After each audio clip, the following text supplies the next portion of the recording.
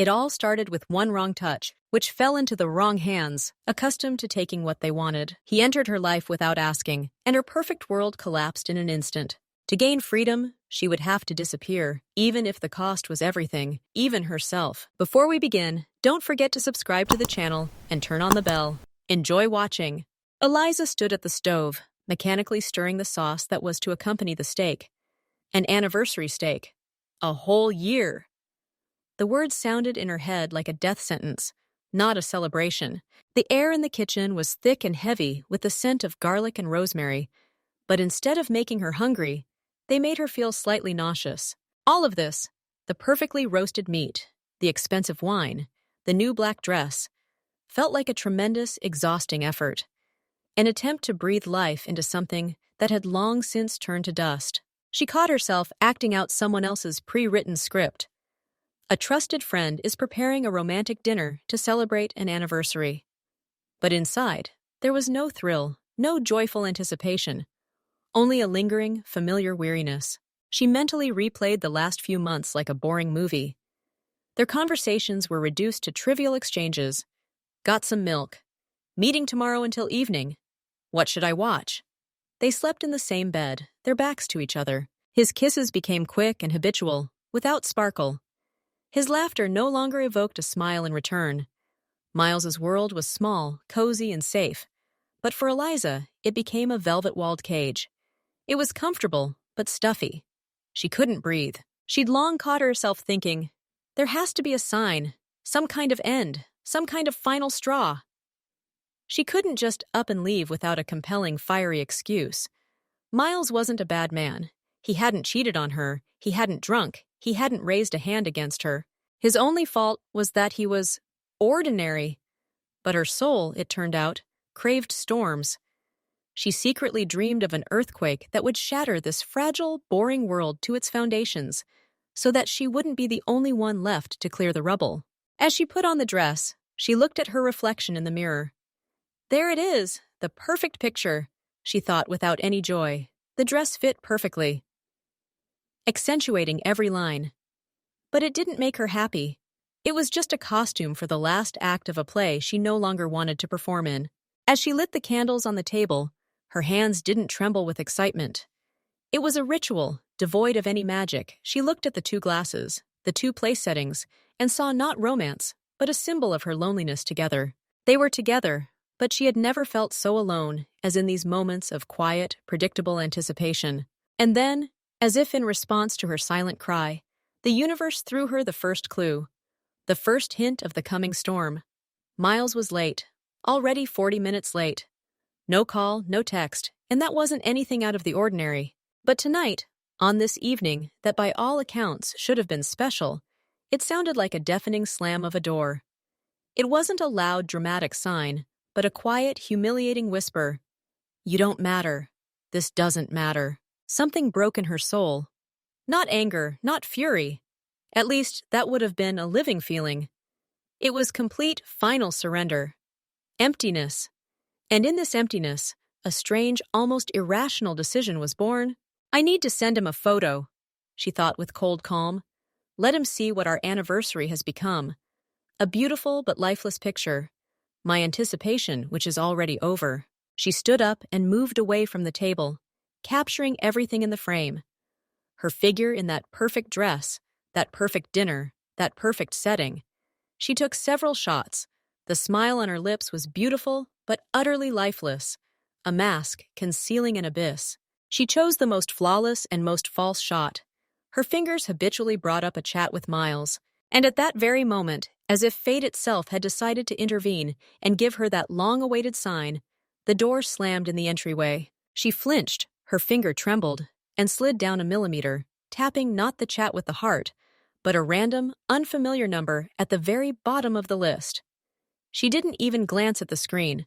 Her mind was already preoccupied with something else. Footsteps passed her by. Her heart sank, not from disappointment, but from a strange relief.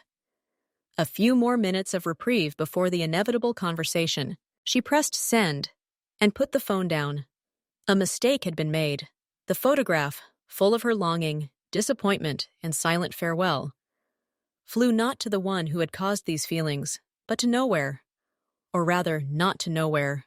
It flew straight into the hands of a man for whom this picture was not the end, but the very beginning.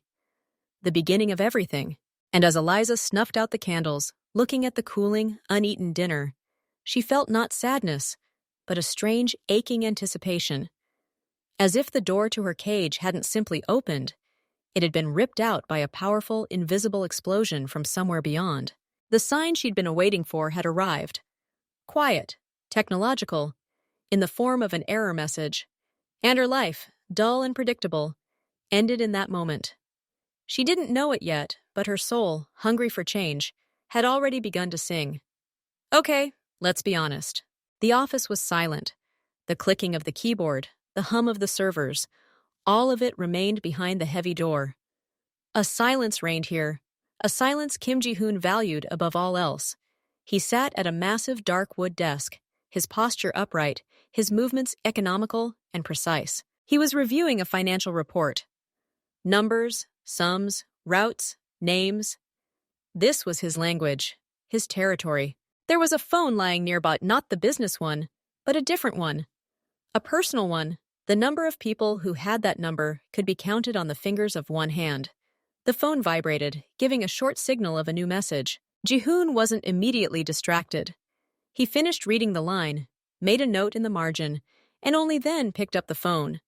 His fingers had grown accustomed to the weight of the weapon, the texture of important documents.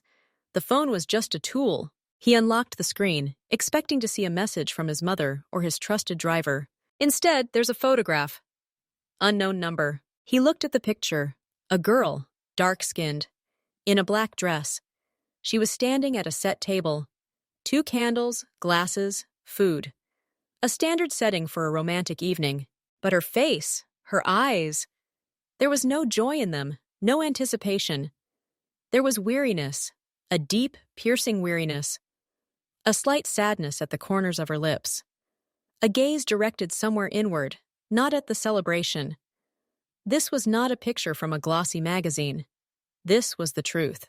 Someone else's life, someone else's loneliness, accidentally found on his phone. Ji-hoon wasn't a sentimental person.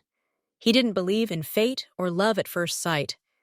He believed in facts, in logic, in expediency. But this photo had a different effect. It didn't evoke simple curiosity or sympathy.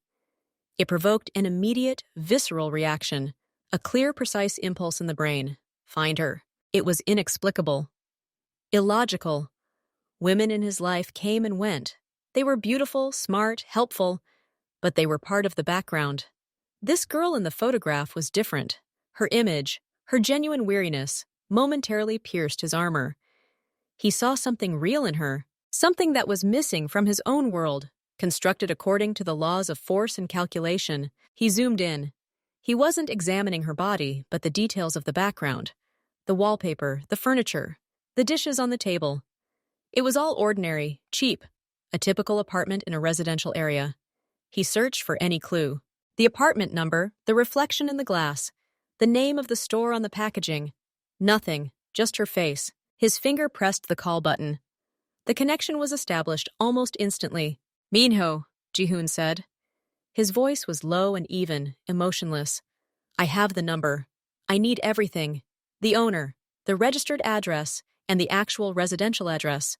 The place of work, the full dossier. Use all your resources. I'm waiting. He didn't explain why. There was no need. Minho was his right-hand man. He followed orders without question. It will be done. A calm voice sounded on the phone. Ji-hoon put the phone down. He leaned back in his chair and looked at the photo again. All his tasks, all the meetings he'd planned for the day, instantly lost their meaning. An anomaly had appeared in his strictly ordered world, an unforeseen variable, and he was determined to investigate it, to take control of it. He didn't think about her having a man, a family, or her own life. These considerations were secondary. He saw her eyes. He saw the absence of happiness in them, and this fact was more important to him than any moral norms. He waited for 2 hours. He didn't seem outwardly impatient. He continued working, signing documents, answering emails. But part of his mind was occupied only with that. Waiting. The phone vibrated. Minho. Speak. The owner of the number is Eliza Jackson, came the voice from the receiver. 25 years old, works as a graphic designer at the Vector Advertising Agency. Lives at 124 Central Avenue, apartment 38. Registered there. According to the mobile operator, the phone is located in the area of this address. It is not listed in any databases. Lives with Miles Roberts, 30 years old, a manager at a logistics company. The couple is not officially married. Jihoon listened without interrupting. All the information had formed a clear pattern in his head. Do you have a photo? He asked. I have some from social media. I'm sending them. Several more photos of Eliza appeared on the phone screen. Smiling with friends at work. But Jihoon was looking for the same expression he saw in the first photo. And he found it. In some of the photos, apparently taken without unbeknownst to her, the smile did not reach her eyes. Her gaze was empty. The apartment is named after her? Jihoon asked. Thou know? It's on lease. The contract is in Robert's name. Okay, that's it. Wait for further instructions. He hung up. His plan was set. He stood up and walked to the window. His city lay below. He knew what he had to do now. It was irrational, dangerous, stupid. But he couldn't stop. The impulse was too strong. He looked at the photograph again. Eliza, he said mentally. His decision was final. He would find her, today. Kim Ji-hoon hung up the phone. The information had been received. Name, Eliza Jackson. Address, 124 Central Avenue, apartment 38. Employment, graphic designer. Lives with Miles Roberts. He walked to the window. His face remained impassive, but inside, everything froze in anticipation. The ordinary workday had lost its meaning. Now he had only one goal. He pressed the intercom button. Lee, come in. 15 seconds later, his assistant entered the office. Cancel all meetings for the rest of the day, Jihoon said. Reschedule for tomorrow. Say there's an emergency. Lee nodded silently. Made. Get the car ready. The one without license plates. I'll go myself. This was unusual. Jihoon rarely drove alone. But today, he didn't want any witnesses. This was his own business. When Elle left, Jihoon went to the safe. He pulled out a simple phone with no identification and a small flat case. He checked the contents of the case. Everything was there. He put it in his inside jacket pocket, a habit of being prepared for anything. He sat down at the computer. He opened a city map. 124 Central Avenue, a residential area, panel apartment buildings. He studied the entrances to the building, possible routes. His brain analyzed every detail, the parking lots, the courtyard, the lighting. 20 minutes later, he was in the underground garage. A dark, unmarked SUV was parked nearby. Lee silently handed over the keys. Jihoon nodded, got behind the wheel, and pulled out. It was evening. He drove calmly, obeying all the rules. His thoughts were focused on one point, apartment 38. He parked in the courtyard, not right next to the entrance, but at a distance. He turned off the engine and began to watch. People were coming and going. He waited. He needed to make sure Miles wasn't home. Miles' description got out, but the man didn't go to the entrance. He sat down on a bench near the entrance and took out his phone. It was clear he was in no hurry to go home. Perfect, Jihoon thought. He got out of the car. His tall, athletic figure in an expensive suit contrasted sharply with his surroundings. He approached the entrance. The door had a combination lock. He pressed several random combinations. On the third try, the door opened. He entered. He climbed the stairs to the third floor. He stopped in front of door number 38. He listened. Soft music, melancholy jazz, was coming from behind the door. He pressed the doorbell. Eliza was standing in the kitchen, unloading the dishwasher. She heard the doorbell ring and frowned. Miles? But he has the keys. Maybe the neighbor? Something with the meters again? She walked up to the door and peered through the peephole. A strange man stood behind the door. Tall, with perfect posture, wearing an impeccable dark suit. His face was serious, his features clear and strong. He didn't look like the neighbor. He didn't look like the courier. He was different. Who's there? She asked through the door. My name is Kim Ji-hoon, came a calm, low voice. I'm here about the photo. Photos? What photo? Eliza froze for a moment. Then it dawned on her. A mistake. The very photo she'd sent to the wrong number. Her heart started beating faster. Fear? No, more like a strange excitement. What did this man want? Why did he find her address? She slowly opened the door, leaving the chain behind. What photograph? She asked, looking at him through the crack. He stood motionless. His eyes met hers, dark, piercing. There was no threat in them. There was only absolute confidence. The very one you sent this evening, he said. I received it by mistake. He took out his phone and showed the screen. There was a photo of her, the one where she was standing at the table with dinner. I could have simply deleted it, he continued calmly. But I couldn't. I had to find you. Eliza looked at him, at his face, at his suit, at the way he held himself. This wasn't just a man. This was strength. The very strength she'd so keenly felt the absence of in her life. She slowly closed the door, removed the chain, and opened it again. Now they stood face to face. He was much taller than her. He looked like a man accustomed to making decisions, like a man who takes what he wants. Why? She asked quietly. Why were you looking for me? He didn't answer right away. His gaze slid over her face, her simple house clothes, and the apartment behind her. Because in your eyes in that photograph, I saw the same thing I feel every day, he finally said. Loneliness among people, boredom, a hunger for something real. The words hit home. She felt something tighten inside her, as if he'd read her deepest thoughts. I offer you a choice, Eliza, he said, calling her by name. Your life right now is a waiting game for something to change. I offer that change. He paused, letting her understand the meaning of his words. Pack your things. Only the essentials. You're moving in with me, now. It was madness, absolute, pure madness. To leave with a stranger? To leave everything? But there was no plea in his voice. It was a statement of fact. And instead of fear, instead of panic, she felt relief. The very sign she'd been waiting for, the earthquake that would destroy her old life. Okay, she said simply. I'll pack my things. She turned and walked into the bedroom. Her movements were calm, confident. She picked up a small duffel bag and began putting clothes, documents, and cosmetics in it. Her mind was clear, no doubt. He waited in the living room, taking in her modest abode. His gaze lingered on the photographs on the shelf, her and Mile, smiling, but his expression didn't change. 10 minutes later, she came out with a bag. I'm ready. He nodded and turned to leave. She followed him, closing the door to her old life behind her. They walked down the stairs and out into the courtyard. He led her to a dark SUV and opened the front passenger door. She got in. The car's interior was luxurious. Everything smelled of leather and some kind of expensive wood. He got behind the wheel and started the engine. Before driving off, he turned to face her. Aren't you afraid? He asked. To go off into the unknown with a stranger?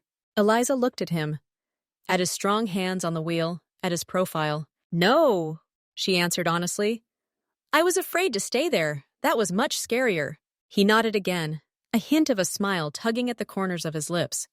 Then he pulled away, and they pulled out of the driveway, leaving her past behind. The car pulled smoothly out of the driveway of her old house. Eliza looked out the side window, seeing the flickering lights of streetlights, the familiar outlines of panel apartment buildings, the playground where she sometimes sat in the evenings. But now it seemed like the scenery for someone else's play, one in which she no longer played a part. The silence in the car was intense, but it wasn't awkward. It was rich, thick, as if they both understood the profound significance of this moment. Ji-hoon drove with concentration, his hands firmly on the wheel. He didn't look at her, giving her time and space to process what was happening. And it was in this silence that the simple, inescapable truth finally dawned on Eliza. She had just walked away from her old life forever. And she needed to seal it. Make sure there was no turning back. She pulled her phone out of her jeans pocket. The screen lit up brightly in the dim light of the car. It showed several missed calls from Miles, and one message.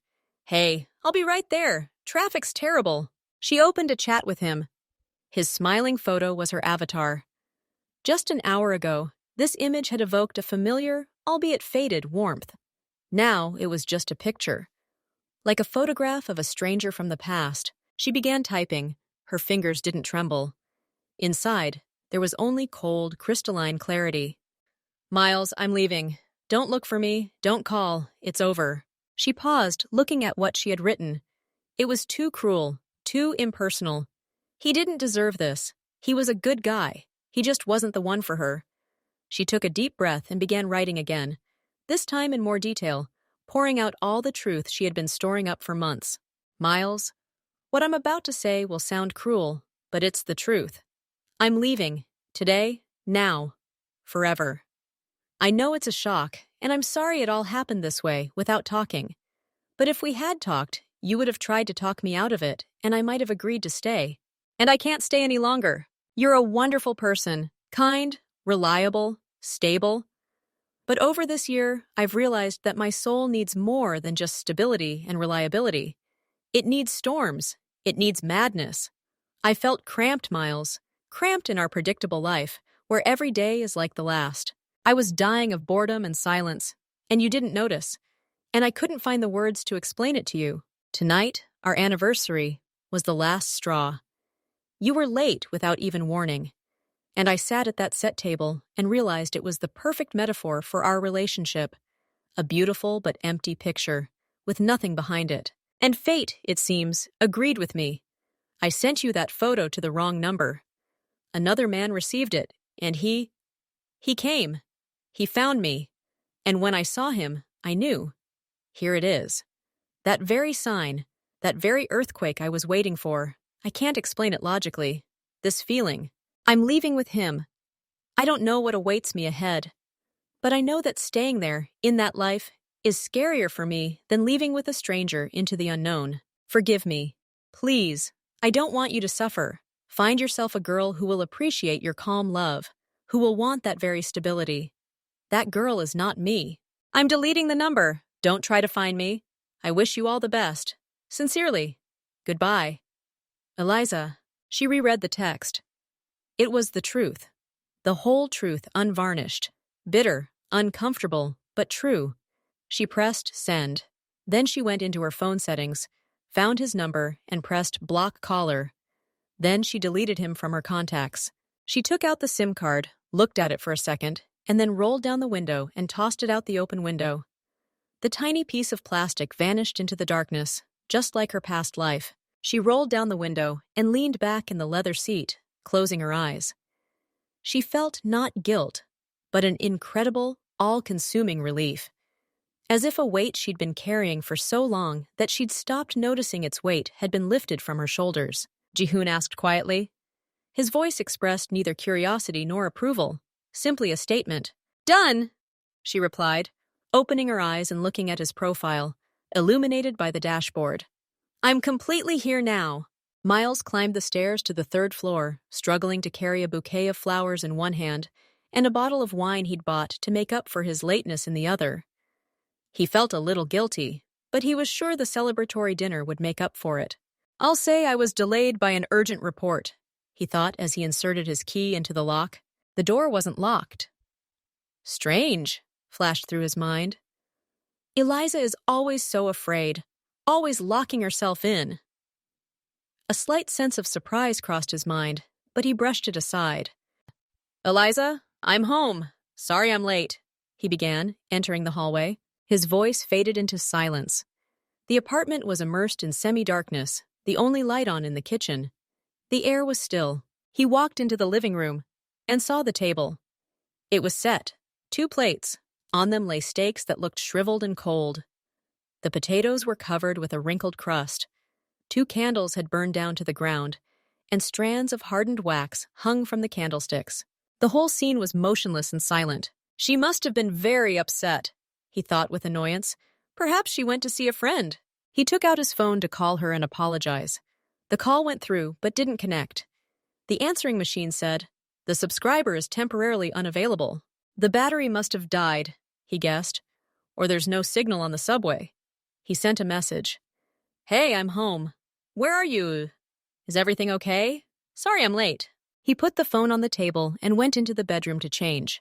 Everything was clean. His gaze slid around the room and stopped at her dresser. Usually, her earrings and perfume bottles were on it. Now, the surface was bare. A slight unease touched him. He went to the closet and opened it. His shirts and suits were hanging in their places, but her half was empty. All her dresses and jeans were gone. Not a single hanger remained. A cold, unpleasant confusion gripped him. He peered into the bathroom. Her toothbrush and cosmetics were gone. Her towels were off the hook. The shelf in the hallway, where her sneakers and gym bag always stood, was also empty. He returned to the living room and tried calling again. The subscriber is temporarily unavailable. He wrote another message. I can't get through to you. Where are you? What happened? Is everything okay? He stood in the middle of the living room, staring at the motionless dinner. Realization began to slowly creep up on him, but he desperately resisted. No, it couldn't be. She couldn't just up and leave. Maybe something had happened to her. Maybe she'd been taken to the hospital, but then someone would have called him. And her things. Why would she take all her things? He sat down and stared at his phone. He updated the app, rebooted the phone, tried calling from a different number. The result was the same, silence. His chat messages were wasted, marked with a single gray check mark, meaning they hadn't even been delivered. He didn't receive her long goodbye message. It never reached him, lost in the digital void after she discarded the SIM card. For him, there was no explanation. There was no truth. There was only the shocking, silent fact. Her things were gone, and she herself had become completely unreachable. He sat in complete silence, staring at the screen, trying to understand what had happened. But there was no answer. There was only a growing, oppressive emptiness and a complete misunderstanding that made his heart clench. He was left alone in a silence he couldn't break, with a question he couldn't answer. They drove out of town. The lights of the metropolis were left behind, replaced by the dark canvas of a country highway, demarcated only by the glow of headlights and the occasional lights of a roadside cafe. Aren't you scared? Ji-hoon asked again, breaking the silence. This time, his question sounded different, not like a test, but like genuine curiosity. You don't know anything about me. You dropped everything at the first word of a stranger. Eliza turned to face him in her seat, tucking her legs under her. Her eyes glittered in the dim light. You know what was scary? She said quietly. It was scary waking up every morning and knowing exactly how my day would go, down to the minute. It was scary looking at Miles and realizing that our conversations were over, and the future seemed like a long, straight, boring road to nowhere. It was scary feeling myself slowly fading, becoming a shadow of myself. And this? She gestured at the dark highway ahead of them. This isn't scary. This is freedom. He listened without interrupting. I didn't love him that much, she admitted with stunning frankness. I loved the idea of a relationship, the comfort, the familiarity. And when I realized it was a trap, it was too late to change anything. The usual way. You appeared as a way out, like the door I'd been looking for in a blank wall. And you're just my type. Strong, decisive, direct. You don't have that everyday fussy insecurity. He gave a short laugh, a soft sound barely audible over the noise of the engine. I'm surprised, he admitted. I expected anything. Tears, hysterics, attempts to escape, calls to the police, but not this clarity. I'm surprised myself, Eliza smiled. But this is the best thing I've ever done in my life. I feel it in every cell of my body. I didn't mean to barge into your life so rudely, he said after a pause. His voice grew more serious. I knew you had a boyfriend, that those photos weren't for me. I don't even know what motivated me. Simple impudence? But something was stronger than common sense. Something made me get in the car and drive to you. And now I understand. It was the right decision. I don't regret a thing. Neither do I, she whispered. And I don't need fleeting relationships, Eliza, he continued, looking straight at the road. I have enough fleeting things in my life. I liked you. From the first glance, from that very photograph. In your eyes, I saw what I thought only I had. Coldness and a thirst for something real. My intentions are sincere. This confession, made in such an even, confident tone, meant more to her than any vows spoken with passion. There was truth in his words. The conversation flowed easily and naturally. They talked about trivial matters, about music, about books, about what they saw outside the window. Time lost its hold on them. The hours on the road flew by in an instant. She felt no fatigue, only a growing excitement, a sense of anticipation. They turned off the highway onto a private road, guarded by a discreet barrier with a camera. The road wound through a dark forest, and then the view opened up. A huge, modern, high-tech house with panoramic windows pouring warm light. It stood on a ledge, and through the glass, one could see the dark expanse of a lake or river. Jihoon stopped the car in front of the front entrance. "We've arrived. This is my home. Now it's yours." They got out of the car. The night air was clean and cool, smelling of pine needles and damp earth. He took her bag and placed his hand on her back, leading her to the heavy oak door. At that moment, her phone vibrated in her jeans pocket. A new message. She froze for a moment. She had thrown away the SIM card, after all. But the phone, connected to the Wi-Fi network at home, received the message she'd sent earlier. She pulled it out. It was from Miles. That same desperate one. "I can't reach you. Where are you? What happened? Are you okay? I'm worried it. I'm sure your phone was stolen, and it's not true. I'll find you and save you." Jihoon looked at her without impatience. He was giving her a choice, a final choice. Eliza looked at the message, then at his face, illuminated by the light from the house, at his calm, confident eyes. She remembered the empty half of the closet, the cold dinner, her melancholy. She opened the reply to the message and began typing. Short and final. "Miles, it's true. I'm safe, and I've made my decision. This is the end of our relationship. I'm sorry it happened. I don't want to see you again. I wish you find true love. Goodbye." She sent the message and then turned off her phone completely. She no longer wanted to be connected to that world. Jihoon asked quietly. Eliza replied and put the phone in her pocket. He opened the door for her. Warm air, scented with wood and something faintly floral, greeted them. Inside was a spacious hall with a high ceiling, minimalist furniture, and paintings on the walls. "Welcome home, Eliza," he said, and for the first time there was something more to his voice than just confidence. A quiet, deep satisfaction. She crossed the threshold, and the door closed behind her, finally separating her past and future. She didn't look back. A new life lay ahead, full of secrets, dangers, and promises. And she was ready for it. Finally. Jihoon's house were like a fairy tale. Eliza lived in the kind of luxury she'd only seen in movies. She woke to a view of the lake from her bedroom's panoramic window. A discreet but efficient maid served her. Jihoon was attentive, generous, and surprisingly normal. They spent their evenings chatting, and he talked about his business, a legitimate one, importing electronics and luxury goods. He seemed passionate about his work, a smart and collected entrepreneur. He never showed aggression or raised his voice. He took her to restaurants, bought her clothes, listened to her. Eliza began to relax. She thought she'd found her ideal, a strong but fair man who would tear her away from her dreary reality. She suppressed the sense of foreboding that sometimes stirred deep within, attributing it to the shock of the sudden change of scenery. One evening, Jihoon said he had an urgent late-night video conference with partners in Asia. "Don't wait for me. Go to bed," he said, gently ruffling her hair. "Everything will be in my office." That night, Eliza woke up thirsty. After going down to the kitchen and drinking some water, she heard from behind the office door, not the calm voices of the meeting, but Jihoon's angry, muffled cry. She had never heard such a tone from him before. It was an icy, furious voice that sent shivers down her spine. She couldn't help but listen, moving closer. "I said the debt must be repaid before dawn," Jihoon hissed. "Can't afford it? You'll work it off.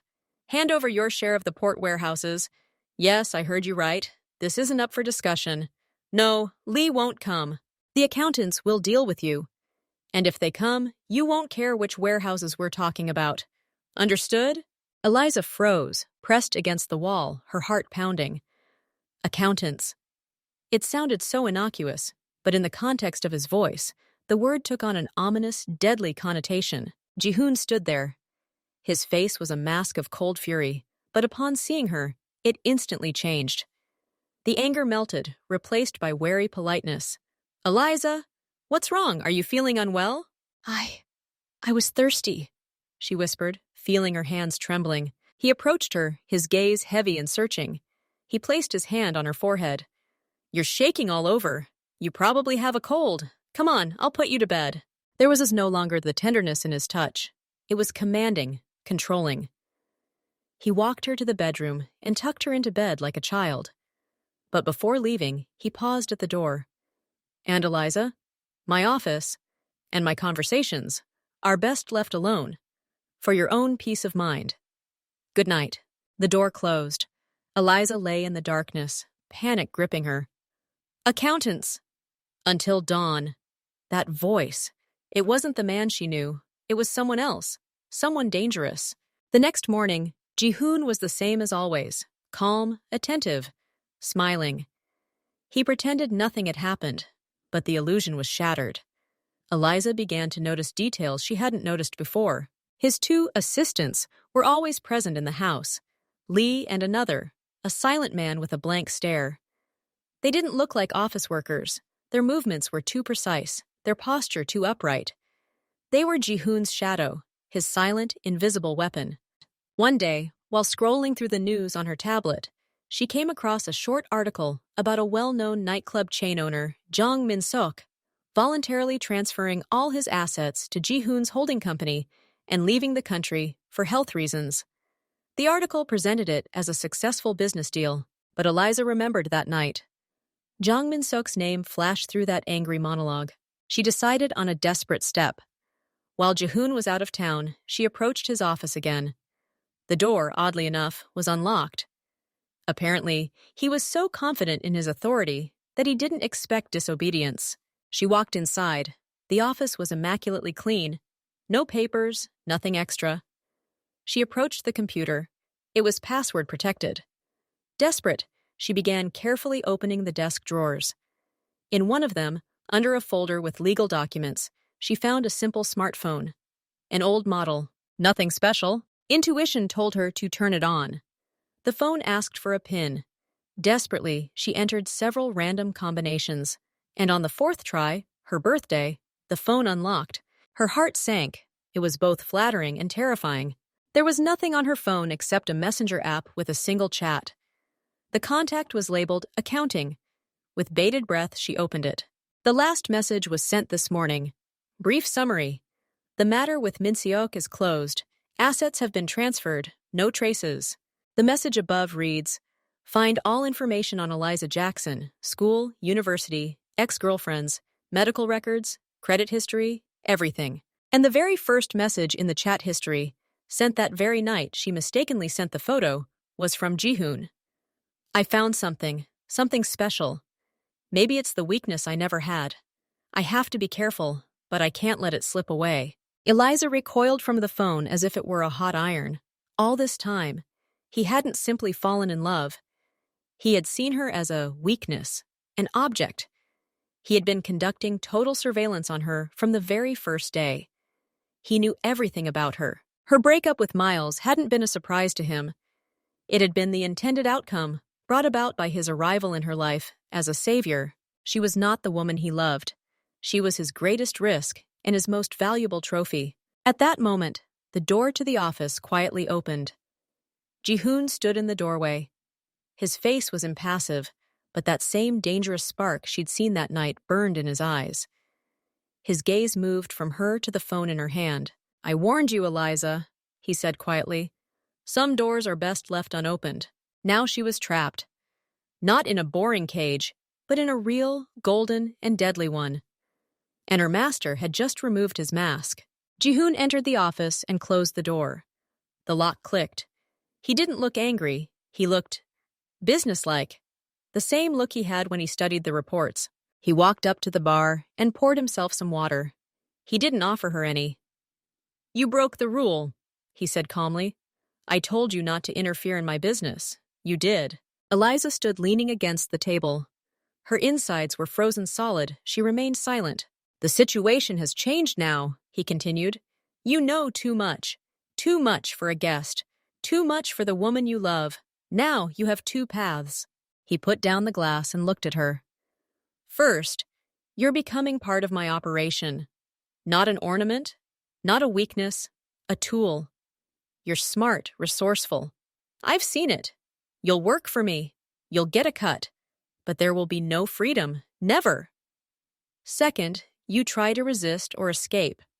In that case, he pulled her old phone out of his pocket, the one she'd left behind in her past life. He turned it on and opened the gallery. There were photos of her mother, her younger sister, her friends. In that case, accidents will happen to your loved ones, one after another. I'm not threatening. I'm informing. It's a system of checks and balances. Eliza listened, her world narrowing to the size of this office, to this man, to two paths, both leading to different kinds of prison. Why don't you just get rid of me? She asked quietly. It would be easier.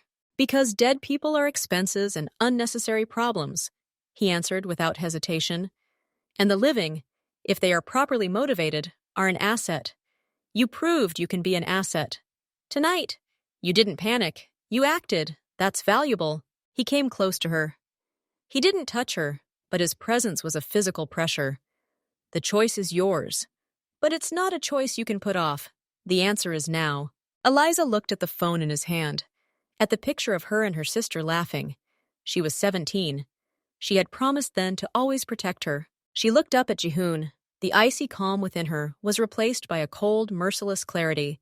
Running now would mean signing their death warrant. Staying would mean fighting on his turf. But every turf has its weak points. I'm staying, she said. Her voice was even and firm. But on my terms. He raised an eyebrow slightly, curious. Which ones? I won't be a tool. I'll be a partner. Junior, if you like. But with voting rights. I'll study your business. All of it. And you'll pay me. Not handouts for dresses, but a real percentage. Otherwise, I'll have no incentive except fear. And fear is an unreliable motivator. Sooner or later, it makes people do stupid things. Jihoon looked at her long and hard. Something akin to respect flickered in his eyes. You're playing a dangerous game. You started it, she retorted. You wanted power at your side? You got it, but power demands respect, not just control. He nodded slowly. Okay, partner. On probation. One wrong move. He glanced at the phone. I get it, she cut him off. He turned and walked toward the exit. He stopped at the door. Starting today, your movements will be accompanied by Elle or someone from the team. For your own safety, of course. Your new life, Eliza, has officially begun.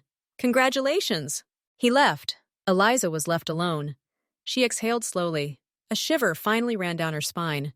Not from fear, from adrenaline. She looked at the armored window, at her reflection. She was in a golden cage, but now she had a key. Not to open the door, but to sharpen the bars from the inside. She had to study every latch, every weakness of her jailer. His business, his connections, his fears. She turned and sat down at his computer. He'd changed the password, of course, but this was the first of many fortresses she would have to conquer. She was no longer a miserable girl running away from boredom. She was a hostage, having made a deal with the devil. And she was determined to outsmart him. Even if it took years, she had them now, her whole life. Jihoon's conditions had passed, replaced by a sluggish, monotonous reality. Now her life was scheduled hour by hour. Morning, breakfast under Lee's supervision. Afternoon, reviewing documents under the guise of assistance in a legitimate business. Evening, dinner with Jihoon, during which he watched her appraisingly. One afternoon, while sorting through her electric bills, she came across a receipt from the flower shop. Dated that very day, their anniversary. Miles had ordered a bouquet. He wasn't just late, he was on his way with flowers. Eliza put the folder down and walked over to the huge window. It was raining. The glass was cold. She looked out at the perfectly manicured lawn, the wet tiles by the pool, the high fence topped with barbed wire. Everything here was perfect, sterile, and soulless. And she suddenly remembered her old balcony with a painful clarity. Small, with peeling paint, with a box where she'd tried to grow petunias.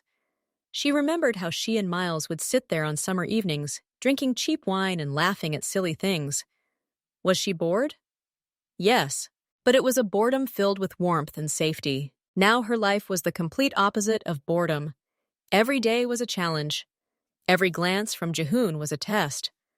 She lived in constant tension, like a string. And this interesting life turned out to be unbearable. She used to complain about predictability. Now she'd give anything for one predictable, boring evening, for the chance to simply relax, without worrying about what she might say being misinterpreted, for the chance to go out alone, just to buy a coffee, without the constant gaze of a bodyguard. She missed her job, her irritating but so lively colleagues, her bosses grumbling, the feeling of accomplishing a project. Now her job consisted of being a hostage with the pretty label partner. 7:00 a.m. Eliza wakes up alone in her king-size bed. Jihoon's bed on the other side is untouched. He didn't come in last night. 8:30. She comes down for breakfast. There's a single-place setting on the table. The maid says, "Mr. Kim has already left. He said not to expect him for dinner." 12:00 p.m. She tries to enter the garden. Lee, her bodyguard, appears immediately. "Security protocol, I will accompany you." She strolls along the perfect paths under his unwavering gaze. 3:00 p.m. She decides to watch a movie in the home theater. She notices that all the films are action movies and thrillers. Her favorite romantic comedies are missing. Her tastes have been ignored. 5:00 p.m. A personal shopper arrives with evening dresses. Jihoon sent a message. "Pick out something for the charity event on Friday. I'll pick you up at 8. No hi, no, how are you? Just an order." 7:00 p.m. She's dining alone. The chef serves an exquisite dish. It's impeccable, but tasteless, like everything else here. 9:00 p.m. She calls Jihoon. He hangs up. A minute later, a text comes. "In a meeting, what happened?" She writes, "Missed you." No answer. 11:00 p.m. He returns. He walks into the office without looking at her. An hour later, he enters the bedroom, smelling of whiskey and expensive tobacco. "Are you awake?" he asks, undoing his tie. Her expectation of a tender "How was your day?" vanishes into thin air. 11:30 p.m. He's already asleep. She lies and stares at the ceiling. Her exciting life has been reduced to a schedule of his absences and rare businesslike appearances. She thinks of those boring evenings with Miles, when they could talk for 3 hours about nothing, and everything seemed important to her. Here, everything was important except her. Luxury became the backdrop for the most sophisticated solitude. One night, she woke up to what she thought was a bird calling outside her window. She listened. There was silence. Absolute silence. No sound of cars, no neighbors, no familiar city noise. This silence was deafening. It was louder than any noise. She wrapped herself in a blanket and realized she was crying. Quietly, without sobs. She wasn't crying out of fear of Jihoon. She was crying for the boring, simple life she'd destroyed. She'd wanted change so much that she'd failed to see what a treasure she possessed. Now her life was like an expensive, perfectly crafted movie, with beautiful sets and talented actors, but she hadn't written the script. And leaving this movie theater was impossible. 8:15. To her surprise, Jihoon was sitting at the breakfast table. He was looking through documents on his tablet, a cup of black coffee next to him. Eliza sat down across from him hopefully. She wanted to tell him she hadn't slept well, to share some trivial detail. "Good morning," she said. He nodded, not taking his eyes off the screen. "Morning." Elle entered the dining room with a phone in his hand. Jihoon raised his hand, signaling that it was okay to speak in front of her. "There's a problem with the delivery at the port," Lee reported briefly. "We need your solution." Jihoon began dictating instructions, completely oblivious to her presence. He talked about money, inconvenient people, and urgent transfers. Eliza sat and ate her omelet in silence. It was perfect, but she felt like she was chewing cotton wool. She watched him talk animatedly to his assistant, his face expressive, his eyes sparkling. She rarely saw him like this. He was never like this with her. When Elle left, there was a brief pause. She plucked up her courage. "Jihoon, when are we finally going to spend time together? Just like that, not at some event." He slowly looked up at her, his expression distant, almost bored. "Eliza, you knew perfectly well what kind of person you were getting yourself into when you accepted my offer," he said in a flat, emotionless tone. "My time is worth money, a lot of it. I don't have it to spare." He took a sip of coffee and picked up the tablet again, clearly ending the conversation. Don't complicate things. You got everything you wanted. A new life, luxury, security. Don't start creating problems where there aren't any. He stood up without even finishing his coffee. I won't be back for dinner. And he left, leaving her alone in the vast, quiet dining room. She sat and stared at his empty cup. In that moment, she finally understood. She wasn't his beloved. She was just another asset in his portfolio, expensive, but not requiring much attention as long as she functioned properly. Evening came. She looked at the sleeping man. Jihoon. He was handsome, strong, powerful, and he was her jailer. And her old, boring boyfriend, who forgot to take out the trash but always remembered that she liked strawberry ice cream, was free. And maybe happy. The desire to rewind everything was so intense that her heart physically ached. But it was impossible. The only way was forward. Through this beautiful, luxurious, and hopelessly lonely life she had chosen for herself, succumbing to a momentary impulse and illusion. One morning, Eliza came down for breakfast. Jihoon was already sitting at the table, scrolling through the news on his tablet. He nodded at her without looking up from the screen. Everything was going according to the usual, well-practiced script. "We're getting a new chef today," he remarked indifferently. "The previous one couldn't handle it. Lee's found a replacement." Eliza merely nodded, uninterested. The staff changed frequently. Jihoon was demanding of everything around him. An hour later, she peered in as she passed the kitchen. A new man stood at the stove. Tall, in a white uniform, his back to her. He worked quickly and confidently, but there was something achingly familiar in his posture, in the way he leaned over the saucepan. Eliza's heart skipped a beat. It can't be! At that moment, he turned to grab some spices from the shelf. Their eyes met for a second. It was Miles. He looked older, focused. There was no surprise in his eyes. There was only a quick, barely perceptible warning glance. Be quiet. She walked past, her expression unchanged, but inside, everything inside her was twisted. How? Why? How could he pull this off? Everyone at Jihoon's gets tested. At lunch, he served the dish himself. As he placed the plate in front of her, his finger tapped the edge twice, unnoticed by anyone else. Then, just as calmly, he placed the plate in front of Jihoon. Later, in her room, she looked at her plate. Beneath the decorative greenery, at the very edge, lay a tiny, rolled-up piece of paper. Her fingers trembled as she unfolded it. "Trust me. I know everything. Wait for a sign. I'll pull you out." That was it.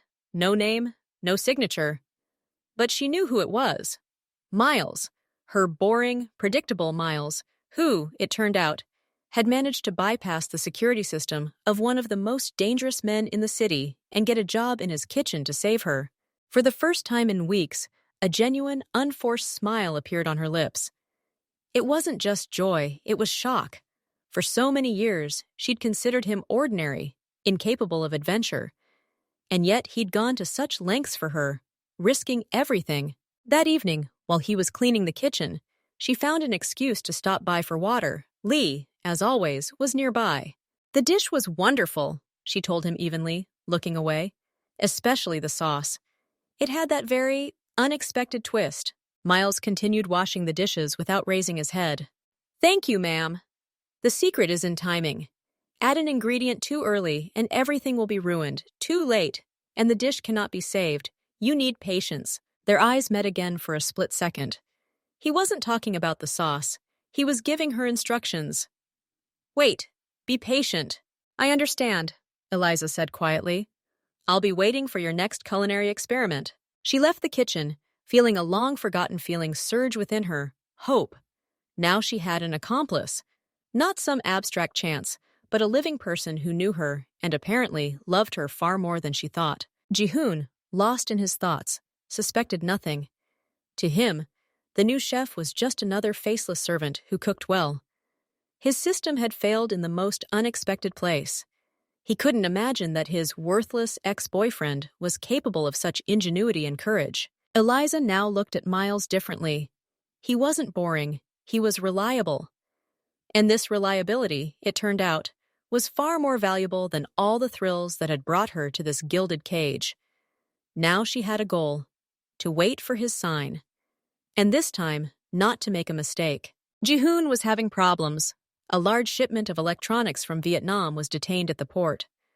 Questions arose at customs, and the bribed officials suddenly became intractable. This required his personal attention, calls, meetings, negotiations. He was seen in the mansion less and less. The security system worked like clockwork, but the owner himself had let down his guard, plunging into crisis. He was confident Eliza was under control. She was quiet, studying documents, making no sudden movements. His system of checks and balances, he believed, was working flawlessly. Miles took advantage of this. As a cook, he had access to the grocery delivery schedule. He noticed that fresh fish was delivered from Norway once a week in large insulated containers. These containers were loaded into the basement, and the empty ones were taken back the next day. One day, when Eliza went into the kitchen under the pretext of getting a drink of water, Miles, wiping the countertop, quickly whispered without looking at her, "Tomorrow, in the morning. A large gray fish container. It will have a compartment for ice. It's hollow. Inside is a change of clothes, a wig, a passport, and money. At 10:15, the guards change, and one person remains at the gate for 5 minutes. The container will be removed at 10:20. Eliza almost dropped her glass. The plan was insanely simple and therefore brilliant. Who would look for a fugitive in an empty, stinking fish container? Security checked everything at the entrance, but at the exit, they only briefly scanned the invoices. "How did you—" she began. "I was a logistician, remember?" He smiled slightly at the corner of his lips. "I know how all the transportation systems in this city work, and how holes form in them. Trust me." Eliza had been on edge all evening. This was her only chance. She followed Miles's instructions. She wore dark, non-marking sweatpants and a t-shirt that wouldn't stand out in the city. She left all the jewelry Ji-hoon had given her in the jewelry box. They were part of the life she was fleeing. She hid under her clothes only the very same package that he gave her later. A new passport in a different name, a wad of money, and a simple chat phone. She behaved as usual in the morning. She ate breakfast and pretended to go to the library to work on documents. At 10:10, at a signal from Miles, who loudly asked one of the guards if he wanted coffee, she slipped out of the library and quickly headed toward the service exit leading to the basement. Her heart was pounding, as if it wanted to leap out of her chest. Every step echoed in her ears like a roar. She knew there were cameras everywhere, but Miles had promised that the recording system in this area would be undergoing brief maintenance during that time. Another loophole he'd found in the security schedule. The basement smelled of fish and chlorine. She saw the same large gray container. The lid of the ice compartment was slightly ajar. No one was nearby. She looked back at the luxurious basement, this beautiful prison, for the last time. There was not a drop of regret. She climbed inside. The cramped, dark, and cold compartment contained 2 bags. One held a simple jacket, a cap, and sunglasses. The other, a bottle of water and an energy bar. Miles had thought of everything. She closed the lid from the inside. Complete darkness fell. A few minutes later, she felt the container begin to move. She was being transported to freedom. All that remained was to pass through the gates. Voices were heard outside. The container stopped. "Container removal document," said a gruff voice. It was the guard at the gate. Eliza froze, afraid to breathe. Her fate now depended on a simple piece of paper, and whether the guard would be willing to look inside what he thought was an empty container. Kim Ji-hoon wanted to check on Eliza. He hadn't had a minute all day. First, an urgent call from the port. Problems with the cargo. Then, a worried accomplice demanding an urgent meeting. Then, problems with the money transfer. He called Li. "How is Eliza?" "Everything is calm. She's in the library," the guard reported briefly. Ji-hoon nodded. He'd planned to stop by after talking with the accountant, but the conversation dragged on. Then came a message that one of the couriers had been detained. He needed to resolve the issue immediately. "Elle again. Is everything okay?" he asked, leafing through the documents. "Absolutely," she reads. Ji-hoon hung up with relief. Things were bad, but at least there was order here. He decided he'd drop by to see her that evening. Give her a hug. Make sure she was with him. But that evening, a new crisis arose. The police launched a surprise raid on his warehouses. They had to urgently mobilize all their personnel and recall their lawyers. He was so absorbed in putting out fire after fire that he didn't even notice the day fly by.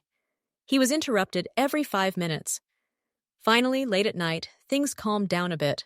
He got into the car and drove to the mansion. It was already past midnight. She's probably asleep, he thought. I won't wake her. I'll check in the morning. In the morning, he was awakened by another emergency call. The problems had returned. He left without even entering her bedroom. Meanwhile, Eliza was already preparing to escape. While he was fighting for his empire, his greatest treasure was slipping away. And all because he couldn't find 5 minutes to just walk up to her and really well look at her. Miles hated this mansion. Every shiny meter, every expensive trinket. He hated the smell of expensive polish and absolute power that hung in the air. But most of all, he hated Ji-hoon himself, the cold, self-assured man who, with his mere appearance, had taken everything from him. But when he thought about Eliza, the hatred receded. Yes, she had betrayed him, abandoned him without a word, like an unwanted object. This pain burned inside him. But when he saw her in this house, not happy, but frightened and trapped, like a bird in a golden cage, the anger towards her went away. He understood. She hadn't escaped to happiness. She had escaped boredom and ended up in hell. And he still loved her. Stupidly, irrationally. But he loved her. So he turned a blind eye to her betrayal.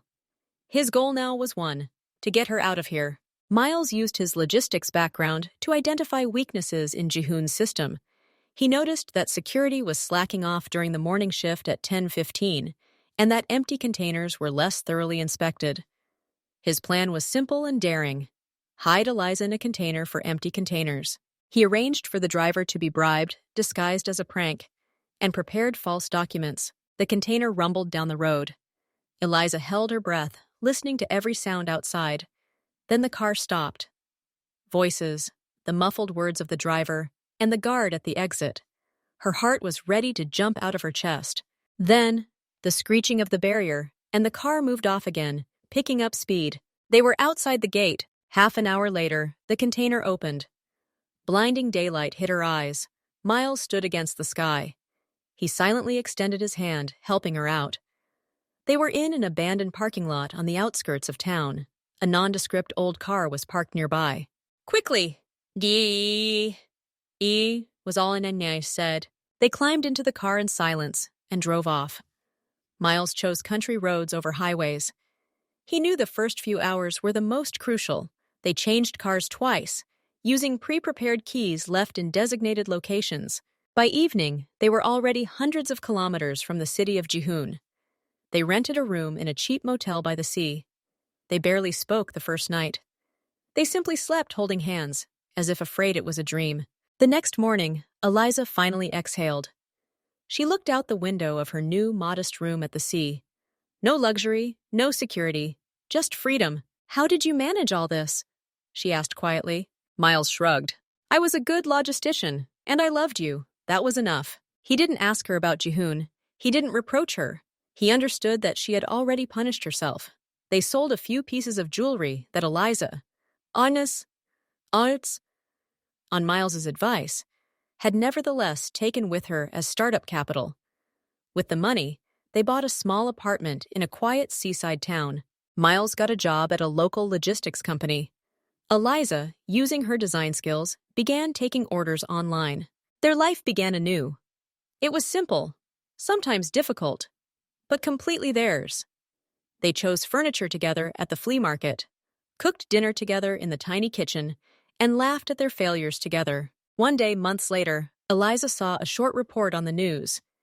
Kim Ji-hoon had been arrested on charges of corruption and money laundering. His empire had collapsed. She turned off the TV and looked out the window. It was raining outside. Miles was reading on the couch. Sometime later, late in the evening, they were sitting on their balcony, drinking evening tea and looking out at the sea. It was quiet and peaceful. Eliza suddenly laughed softly. Remember that night? She said, looking at the sunset. Our anniversary. I was so angry that you were late. I set the table, put on a dress, and then I sent that stupid photo to the wrong person. Miles nodded. He remembered. I thought it was the biggest mistake of my life, she continued, her voice growing serious. It turned out to be the best thing I ever did. Because that mistake ultimately brought you to me, brought you back to me. She turned to him, and her eyes were filled with such tenderness and confidence that it took his breath away. That wrong number, that accident, it showed me the difference. One man, having received my photo, decided I was now his property. Another, having learned I was in trouble, forged documents, infiltrated the enemy's lair, and pulled me out in a fish container. She laughed softly again, but there were tears of relief in her laughter. You risked everything for me. After I abandoned you. She took his hand in hers and squeezed it tightly. I don't need anyone else, Miles. Never. You proved your worth once. Not with pretty words, but with actions. You are my man. Period. He didn't say anything. He simply hugged her. He didn't need words. Everything was clear as is. That evening, that mistake, all that horror, all of it had brought them here. To this balcony, to this silence, to this life. And they both knew it was forever. After that, Eliza put her hand on his arm. You know what I'm thinking? She said. I think we're finally living. Not playing at life, just living. Miles smiled. He wasn't the boring guy anymore. He was reliable. And it turned out that was the most interesting and valuable quality in the world. Me too, he replied. And you know what? I like this boring thing much better. They didn't become rich. They didn't have luxury. But they did have something money can't buy. Peace of mind. They could argue over trivial matters without fear of disaster. They could make plans for the future, maybe open their own small cafe or just go on vacation to the mountains. Their life was like that sea outside their window, sometimes calm, sometimes stormy, but always free. They'd been through thick and thin to understand a simple thing. True happiness isn't about thrills. It's about having someone to share a silent breakfast with, and that brings warmth and peace. And they found it, together. The life of Mafia boss Kim Ji-hoon quickly fell apart. First, his business failed. Then he was arrested. The trial was short. He received a long sentence. All his wealth and power disappeared. While in prison, he thought a lot. And his biggest regret wasn't the loss of money or power. He felt sorry for that girl, Eliza. He remembered the first time he saw her photo. He'd thought he'd fallen in love. But now he realized he'd been drawn to her because he saw a chance in her eyes. A chance for a normal life. For simple things. Coming home to the woman he loved. Having dinner together, talking. But he ruined everything. Instead of trying to be just a man for her, he became her jailer. He intimidated her, surrounded her with guards, controlled her every move. He thought that this way he would make her his forever. But in the end, he lost her. She ran away. And now he sat in a cell, realizing that she was his only real chance at happiness. And with his stubbornness and cruelty, he had destroyed that chance. The most important thing he realized was this. The strongest walls aren't concrete and bars. They're the walls a person builds around their own heart. He was so afraid of losing her that he pushed her to escape. And now his only companionship is the silence of his cell and the bitter thought that everything could have been different if he had once acted like a common man, not a mafia boss.